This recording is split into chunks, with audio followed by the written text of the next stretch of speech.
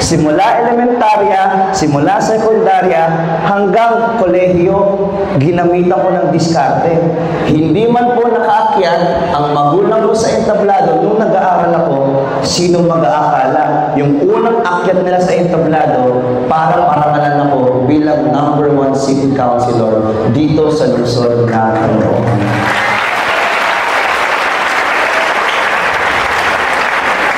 At dahil mabilis akong may impluwensya ng kaibigan, nagulat ako, nagtapos na pala ako ng aking master's degree at ngayon, tinatapos ko aking doctorate degree in public administration sa University of Caloocan.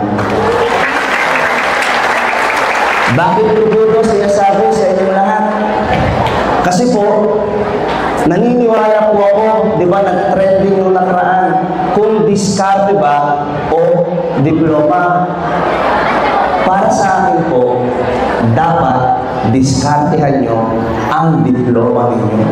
Kasi, pag meron kang diskarte, meron ka pang diploma, aba, good game, well played. Uwian na, panigurado, kayang-kaya nyo ng laban